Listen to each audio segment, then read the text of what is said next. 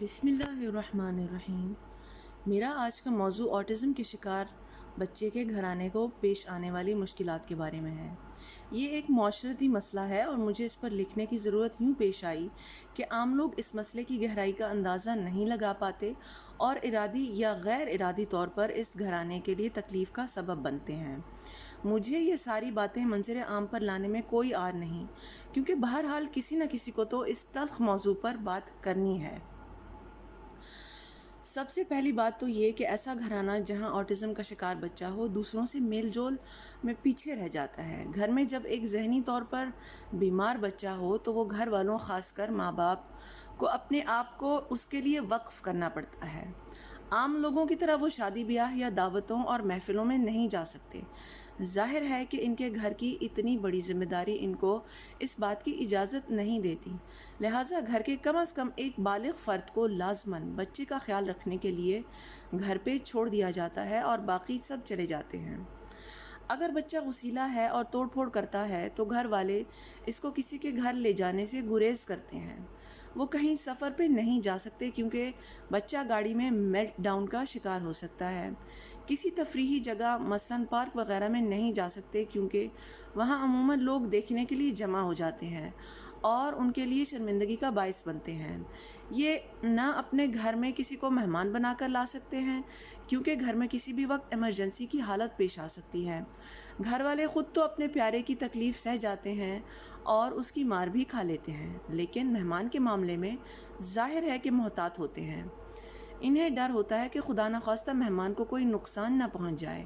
یہ بڑی ذمہ داری کی بات ہوتی ہے، خاص کر جب مہمانوں میں بچے یا بوڑھے بھی ہوں۔ ایسے گھرانے میں گھر کا نظام بڑی مشکل سے چلتا ہے۔ نہ دن دن ہوتا ہے اور نہ رات رات رہتی ہے۔ اگر آٹزم کا شکار بچہ کبھی کبھار 36 گھنٹے بھی نہ سوئے یا رات کو جاگے اور دن کو سوئے تو گھر والے بیچارے اس کی مرضی کے آگے مجبور ہوتے ہیں۔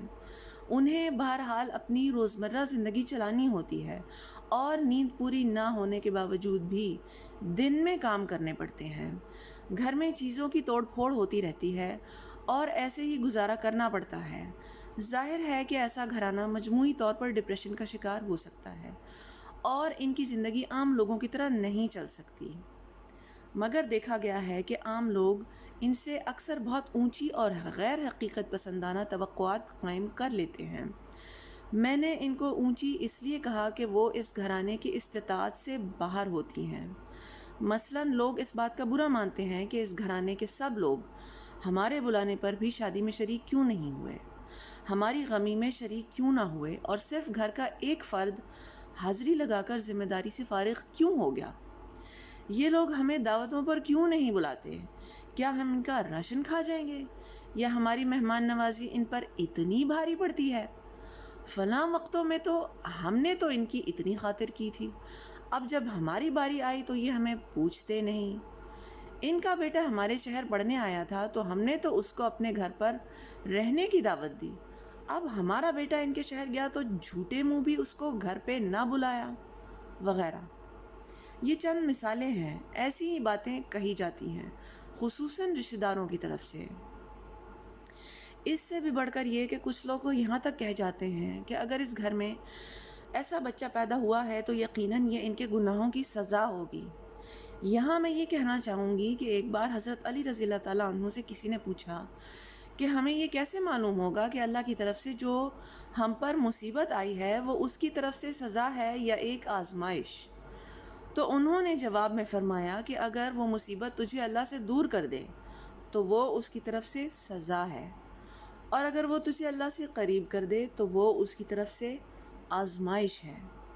اب دلوں کا حال تو اللہ جانتا ہے، لہٰذا یہ ہمارا کام نہیں بنتا کہ ہم لوگوں میں جنت اور دوزخ کے پروانے بانٹتے پھریں۔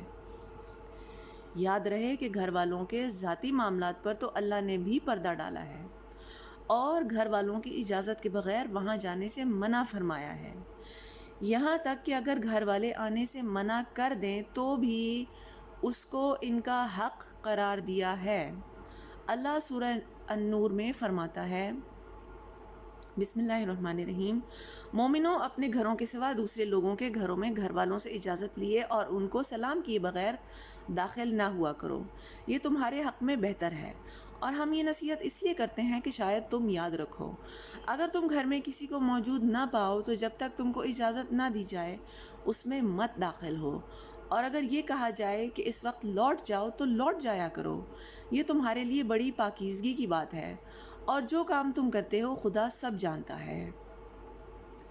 اس آیت پر اختتام کرتے ہوئے کہوں گی کہ ہمارے معاشرے میں نہ صرف ایسے خصوصی افراد کو قبول کرنے کی ضرورت ہے، بلکہ ان افراد کے اہل خانہ سے خاص کر ہمدردی رکھنے اور ان کی مجبوریوں کو سمجھنے کی ضرورت ہے، تاکہ کہیں ہم ناسمجھی میں ان کو تکلیف دینے کا باعث نہ بن جائیں۔